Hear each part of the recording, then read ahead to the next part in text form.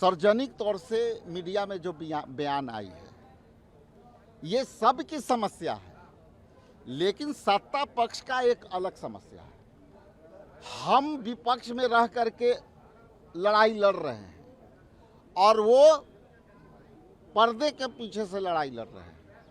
कई माननीय सदस्य हम लोग को भी आग्रह कर रहे हैं कि ये गलत तरीका अपनाई गई है, ये लड़ाई आप लोग जारी रखिए और ये हम लोग लड़ाई जारी रखेंगे।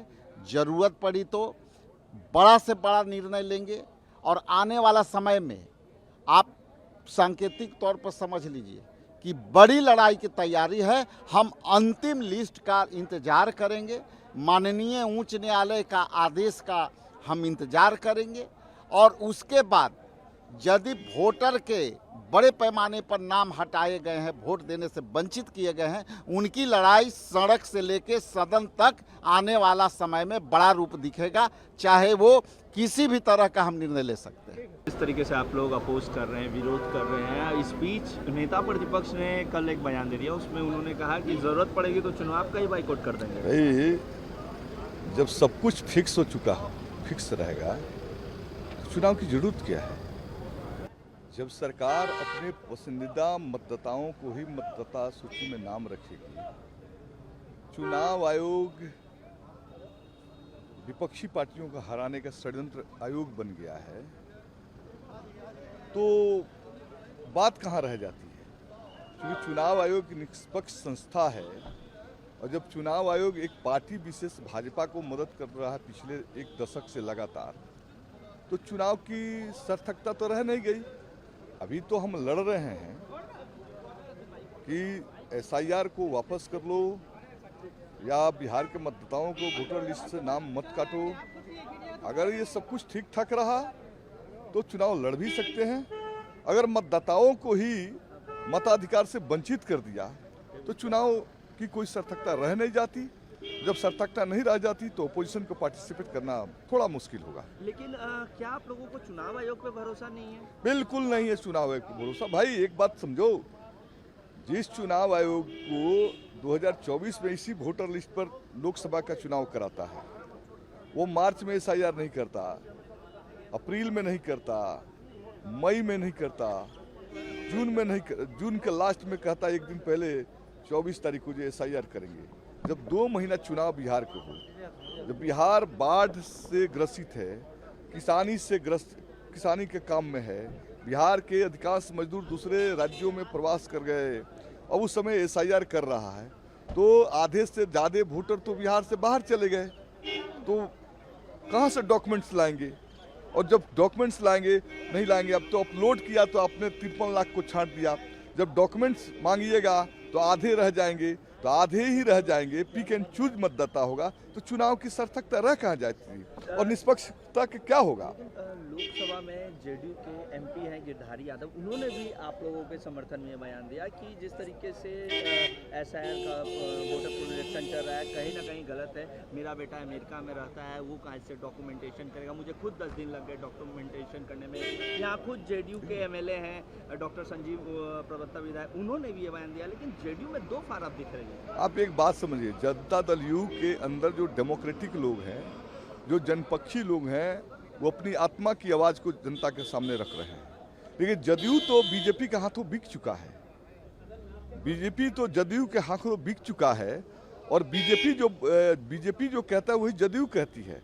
तो जदयू का कोई अस्तित्व है जी? वो लोग कुछ लोग बचे हुए लोग जो अपने इच्छा प्रकट कर रहे हैं। तो हमें समझता हूँ कि एसआईआर पर जो है उन खेमों में भी विरोध हैं, जो विपक्षी खेमा है, जो लोग लोकतांत्रिक हैं, वो लोग विरोध कर रहे हैं इसका। आप लोग आज भी विरोध कीजिएगा? बिल्कुल, एसआईआर का विरोध तब तक होगा जब तक जो है मताधिकार से लोगों को वंचित करने की प्रक्रिया जारी रहेगी। ज्यादा व्याकुल नहीं होना है। किन्होंने किससे कहा था? सम्राट चौधरी ने विजय सिन्हा से कहा था। विजय सिन्हा ने कहा आपस लीजिए, नहीं लेंगे आपस। किन्होंने किनसे कहा था?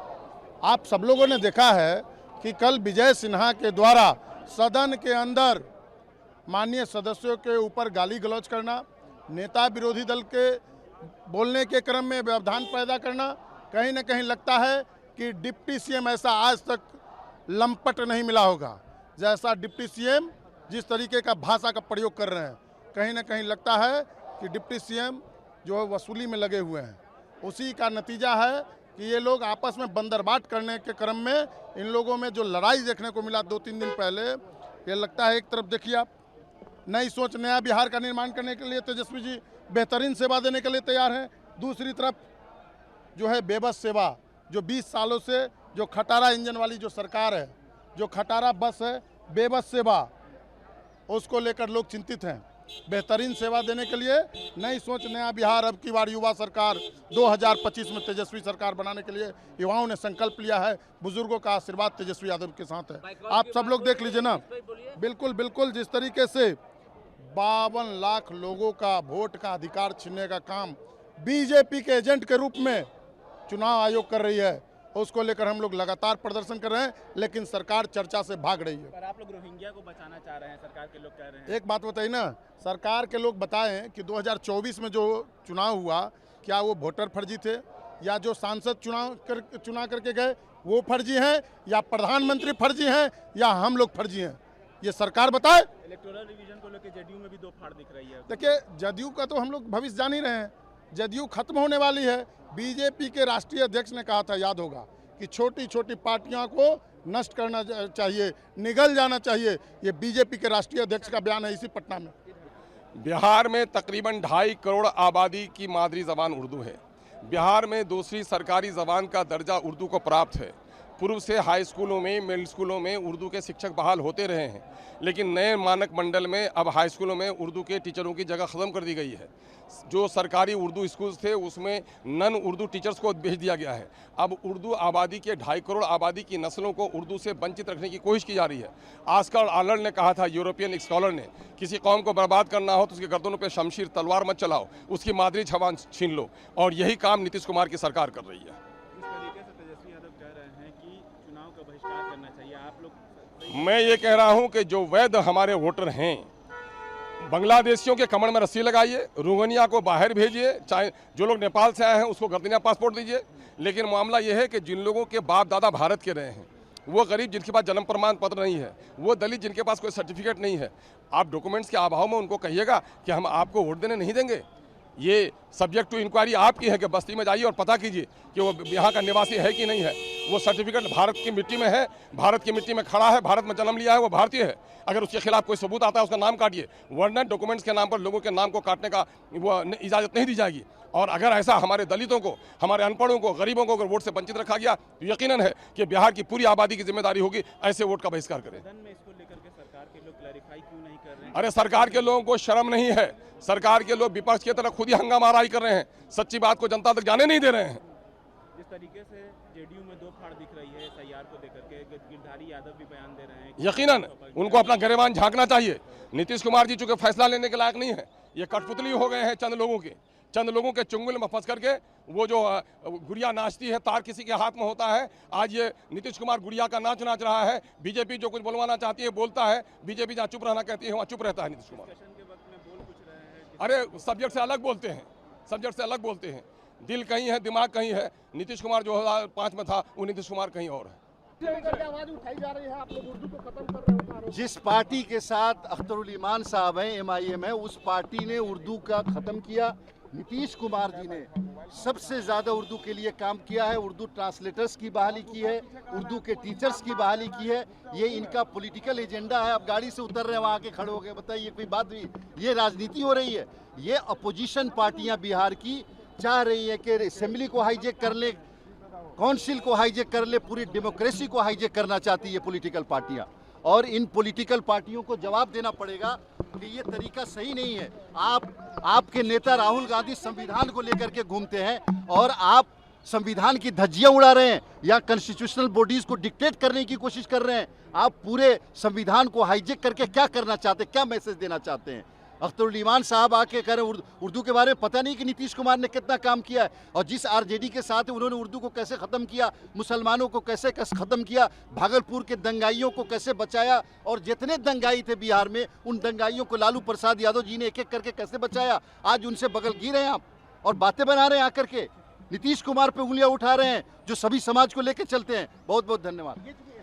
देखिए, ये तेजस्वी यादव जी नहीं बोल रहे हैं। तेजस्वी यादव जी जो सामने स्थिति देख रहे हैं, आने वाले चुनाव का रिजल्ट उनको दिख रहा है। उनको लगता है कि आने वाले चुनाव में इनका सफाया होगा, ये 2 अंक में नहीं जाने वाले हैं, इसलिए इनकी व्यथा बोल रही है। इनको लगता है कि जनता तो देख चुकी है हमारा काम, हम कैसे लूटे हैं, इसलिए इनको लगता है कि चुनाव से भागने में ही भलाई है, इसलिए कि 2 अंक में जाने वाले नहीं है। पहले ही हार मान लिया, पहले ही कहा कि हम चुनाव में नहीं जाएंगे, इसलिए नौटंकी ड्रामा है। बीजेपी हाईजैक कर ली है चुनाव को, कॉम्प्रोमाइज हो गई है। तो ये ड्रामा है, ये अफवाह है। अफवाह फैलाने से कुछ नहीं होने वाला है। हर साल चुनाव होता है कहीं न कहीं पूरे राज्य में। जब ये लोग जीतते हैं तो सब ठीक हो जाता है, बक्सा भी ठीक हो जाता है, ईवीएम भी ठीक हो जाता है। जब हारते हैं तो ईवीएम को गाली देते हैं।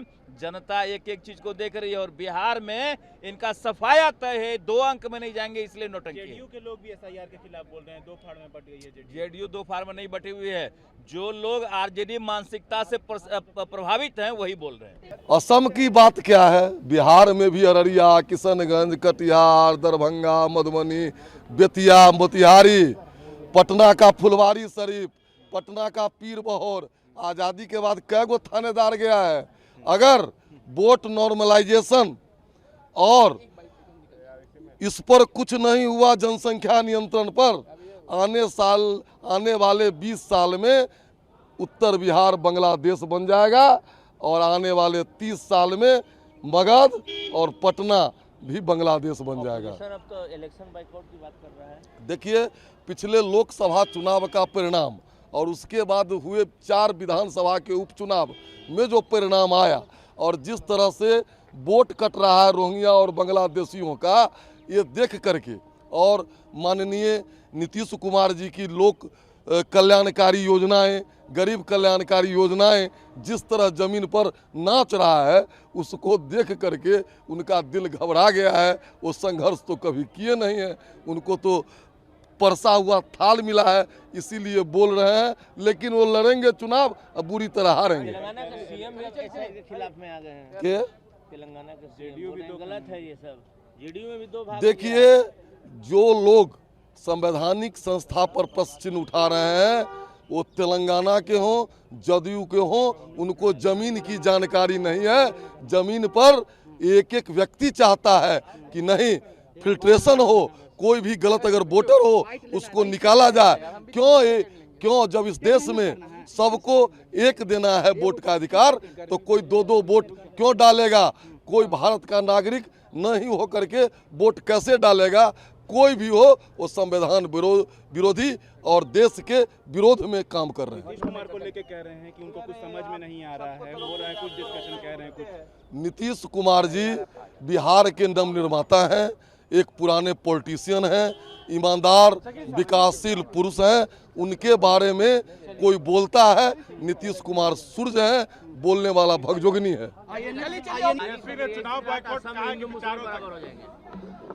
हेमंत बिश्व शर्मा एक दिमागी पीड़ा से ग्रसित हैं।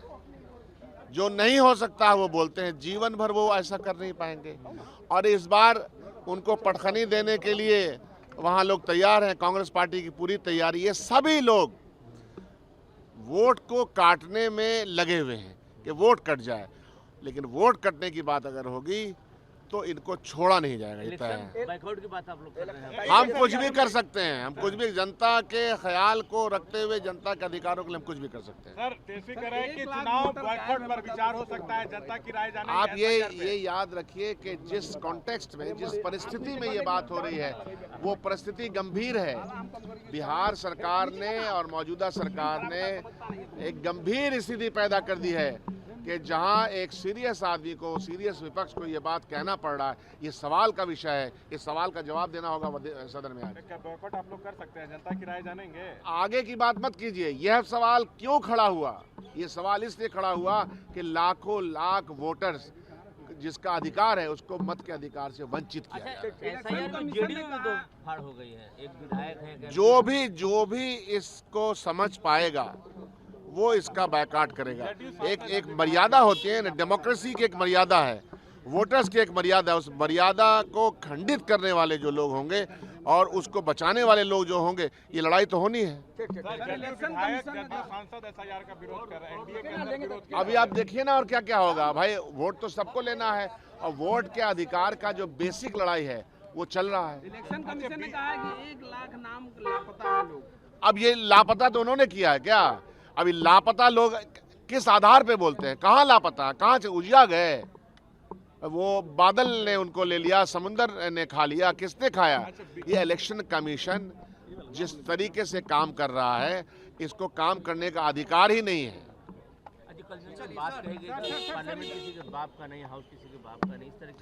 वो भी एक परिस्थिति है। आपने यह देखा होगा कि विजय सिन्हा जो कि खुद ही स्पीकर रह चुके हैं, आज भी उनके मन में उलबुलाहट है कि वो स्पीकर बन जाएं। स्पीकर ने उनको डांटा कि जो बात मेरा प्रेरोगेटिव वो आप कैसे बोल सकते हैं? उस कॉन्टेक्स्ट में ये बात कही गई। आपको हमेशा देखना चाहिए कि परिस्थिति कैसी बनाई जाती है। आप उकसाते हैं, आप एक तरह से परेशान करते हैं। क्यों परेशान करते हैं? जो अधिकार नहीं है आपका वो बोलते रहते हैं। अरे वो पहले ललन जी से तो फरियावे हैं। वो सीरियस बात नहीं है, ऐसे ही बहस के दौरान बातें हुई होंगी। अभी बहिष्कार के बारे में हम लोग नहीं सोच रहे हैं। हम लोग आशंकित है कि वोट के अधिकार से वंचित हो जाने के बाद नागरिकता का अधिकार छीना जाएगा बिहार की गरीब जनता का, खास करके जो पिछड़ा है, अत्यंत पिछड़ा है, अल्पसंख्यक है, शेरशाह आबादी है, दलित है, आदिवासी है। ये लोग, इन लोगों के पास कागज पत्र पर्याप्त और सफिशिएंट नहीं है और ये 15-20 दिन के अंदर, 1 महीना के अंदर ये कागज उपलब्ध नहीं हो सकता है और ये काम एनआरसी के तरफ से किया जा रहा है। इसलिए चुनाव आयोग के अधिकार क्षेत्र का बाहर है। नागरिकता छीनने की बात या नागरिकता पर हमला करने की बात या पहचान की बात, ये चुनाव आयोग के अधिकार क्षेत्र की बात नहीं है। अगर 2024 की मतदाता सूची वैध है तो अभी की मतदाता सूची वैध कैसे है? 24 के आधार पर चुनी गई जो केंद्रीय की सरकार वैध है, तो अभी इस तरह से सवाल उठा के बिहार की जनता को उलझा रहे हैं आप। तो बिहार की जनता के वोट देने के अधिकार को सुरक्षा और संरक्षण देने के पक्ष में सदन को खड़ा होना चाहिए, माननीय मुख्यमंत्री को बोलना चाहिए। चुनाव आयोग जो आंकड़ा दे रहा है 52 लाख का, कह रहे हैं तेजस्वी यादव की 52 लाख तो सिर्फ शुरुआत है, 80 लाख तक लोग जो है वोट नहीं दे पाएंगे। अभी तो 52 लाख की बात है, अभी जो आंकड़े उनके पास आ रहे हैं। अभी कल जो है, कल के जागरण में छपा है कि 72 लाख लोगों का वोट का अधिकार छीना जा सकता है। तो ये तो देखिए कि हम तो समझते हैं कि 2 करोड़ से ज़्यादा लोग इसमें हो जाएंगे। अब देखिए, सरकार के लोग कह रहे हैं कि आप लोग रोहिंग्या का वोट चाहते हैं, इसीलिए इस तरीके के। भाई ये रोहिंग्या का नाम लेके आप लोगों को जलील आप गाली क्यों दे रहे हैं? जो चुनाव आयोग ने जो एफिडेविट दिया है सैकड़ों पन्नों का, उसमें विदेशी घुसपैठिया नाम का कोई शब्द है ही नहीं। 2017 से 2018 से 2019 तक सिर्फ 2018 में आपको 3 व्यक्ति विदेशी पाए गए। अब तक तो विदेशी का बात ही नहीं है। आप जो है इस तरह से जनता को अपमानित करना चाहते हैं, जलील करना चाहते हैं, गाली देना चाहते हैं, उसकी नागरिकता की वैधता पर सवाल उठाते हैं। ये गैर संवैधानिक हरकत है, इसे बंद करना चाहिए। आज भी आप लोग हंगामा कीजिएगा? हंगामा की बात नहीं है, मैं तो चाहता हूँ बहस हो, ये हंगामा नहीं है। कल जो स्थगित सदन हुआ, सत्ता पक्ष के अभद्र आचरण की वजह से स्थगित हुआ है। इलेक्शन कमीशन ने कहा कि क्या आयोग लोकतंत्र की हत्या होने दे? मृत वोटरों के नाम हटाना क्या गलत है? निर्वाचन आयोग का जो स्टैंड है बहुत सही है। सभी जो जनप्रतिनिधि हैं, चाहे सत्ता पक्ष के हों चाहे विपक्ष के हों, या जो आम नागरिक हैं और जो अपने इलाके में घूमते रहते हैं, सामाजिक कार्यों में लगे रहते हैं, उनको सब मालूम है कि जो मृतक हैं उनकी भी बड़े पैमाने पर नाम है। और अगर मृतक आदमी के नाम पर अगर मतदान हो रहे हैं तो इलेक्शन कमीशन का हक है। इलेक्शन कमीशन सही कदम उठा रहा है कि उनको रोका जाना चाहिए। सर आप भी एक विधायक है सर, जनप्रतिनिधि हैं, आप भी लोगों से फीडबैक ले रहे होंगे, क्या सही में लोगों को कोई दिक्कत हो रही है कि नहीं हो रही है? दिक्कत थोड़ी होती है लेकिन उसका समाधान निकल जाएगा, वो समस्या नहीं रहेगी। जो वाजिब लोग हैं, जो मतदाता हैं, उनका नाम हर हालत में जुटेगा और उसके लिए सभी लोग लगे हुए हैं। सभी पॉलिटिकल पार्टी के लोग लगे हुए हैं और पॉलिटिकल पार्टी के लोगों को बयान देने के बजाय उनकी समस्या का हल निकालना चाहिए। जिन कागजातों की ज़रूरत है उसको अप टू डेट कराने में लोगों को ध्यान रखना चाहिए। चुनाव बहिष्कार करने की बात कह रहे हैं तेजस्वी यादव की, चुनाव भी बहिष्कार। जो हताश हैं, निराश हैं, उनका तो यही शस्त्र का उपयोग करके अपनी इज्जत बचा सकते हैं। विपक्ष के लिए बातचीत करना होगा, एसआईआर के मुद्दे पे बातचीत करना होगा। बातचीत तो कल भी हुई है। कल भी माननीय स्पीकर साहब ने मौका दिया विपक्ष के नेता को, विपक्ष के नेता ने अपनी बात को रखी है और चाहेंगे तो और मौका मिलेगा। समस्या का हल चाहती है सरकार, निदान चाहती है, समस्या बढ़ाना नहीं चाहती है। जो सही लोग हैं उनका नाम मतदाता सूची में रहना चाहिए। जो गलत नाम है, डबल है, जो मृतक हैं, जो पलायन कर गए हैं, नहीं हैं बिहार में, देश के बाहर हैं, उनका नाम हटना चाहिए। सर, कहा गया कि पहली बार ऐसा हुआ है कि सत्ता पक्ष की वजह से सदन एडजर्न हुआ है। पहली बार ऐसा हुआ कि सत्ता पक्ष की वजह से सदन एडजर्न हुआ। देखिए, जब नोक झोंक होता है, होते हैं, वाद विवाद होता है, जब बहस होती है तो सत्ता पक्ष और विपक्ष उसमें नहीं देखा जाता है। देखा जाता है कि कौन किन कारणों से अब सदन को चलाना मुनासिब नहीं है। स्पीकर अपने विवेक से निर्णय लेते हैं। सर, ये जो रिवीजन हो रहा है, आपको लगता है कि बहुत कम समय दिया गया है, और भी समय देना चाहिए? 1 महीने में अगर पूरी जिंदगी भर समय दे दिया जाएगा तब भी सुधार नहीं हो सकता है। और अगर 5 दिन भी समय मिलेगा, 10 दिन भी मिलेगा, 1 महीना भी मिलेगा, 2 महीना भी मिलेगा, समस्या का हल हो सकता है। जेडीयू को जिस तरीके से तेजस्वी यादव ने कहा है कि अगर जनता चाहेगी तो हम लोग चुनाव बहिष्कार भी। निश्चित रूप से जनता के नुमाइंदे हैं हम लोग हैं, और जनता इस वोटर लिस्ट जो पुनरीक्षण हो रहा है, एसआईआर के नाम पर वोटर लिस्ट में नाम काटा जा रहा है। दलितों का, अल्पसंख्यकों का, पिछड़ों का, अति पिछड़ों का वोट काटा जा रहा है। इसलिए हमारे नेता तेजस्वी यादव और महागठबंधन के नेताओं ने कहा कि इस पर विचार करेंगे, हम लोग जनता का मूड देखेंगे। जो जनता कहेगी कि चुनाव नहीं लड़ना है तो नहीं लड़ेंगे। अपनी बात पड़े हुए हैं, लोग बोल रहे हैं माफी मांगिए। अब सवाल है किस चीज का माफी? गुंडा राज वाले से माफी? जो गुंडा राज करता है, ये सदन जो है, कुछ लोग हैं मंत्री इसमें जो दलितों का आवाज दबाना चाहते हैं, पिछड़ों का आवाज दबाना चाहते हैं, अकलियतों का ये दबाना चाहते हैं जुबान को।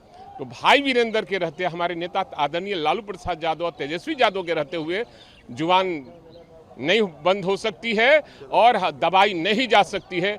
इसलिए चूंकि भाई वीरेंद्र मनेर विधानसभा का रहने वाला है और मनेर का लोग, सूफी संतों की धरती है मनेर गंगा, सोन और सरजुग नदी पर बसा हुआ है।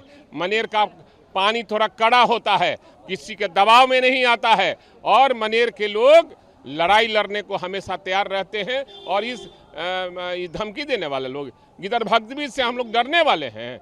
ये लोग पिछड़ों की आवाज़ बंद करना चाहते हैं, अकलियतों का आवाज़ बंद करना चाहते हैं, दलितों का आवाज़ बंद करने वाले लोगों से भाई वीरेंद्र माफी मांगेगा, ये कतई नहीं होगा, कतई नहीं होगा, कतई नहीं होगा। जेडीयू में भी 2 फाड़ दिख रही है इलेक्टोरल डिवीजन को लेकर के। निश्चित रूप से सारे लोग अब सामने आ जाएंगे। संसद में भी जदयू के लोगों ने इसका विरोध किया है, एसआईआर का, और यहाँ भी विरोध किया है।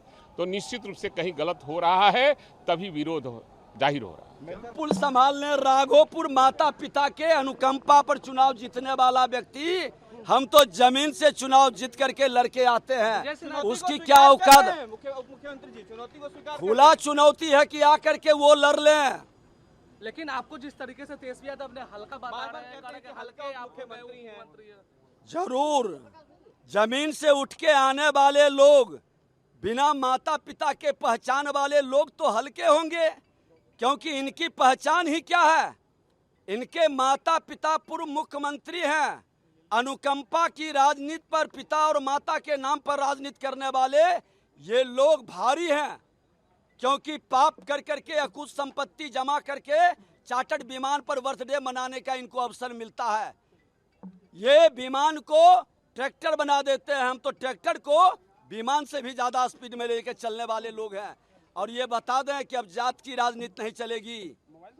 जंगल राज के युवराज, जमीन से उठने वाला, आपके समुदाय में भी जमीन से उठने वाला एक से एक शरीफ और सज्जन लोग हैं, उसकी राजनीति आवेगी। आप जैसे परिवारवाद और सोने के चम्मच लेकर जन्म लेने वाले बहुत दिन तक राजनीति नहीं करेंगे। मैंने सदन के अंदर साफ कहा ये गुंडा के तरह गुंडई के भाषा बोल रहे हैं, अब शब्दों का प्रयोग कर रहे हैं, ये स्वीकार नहीं होगा।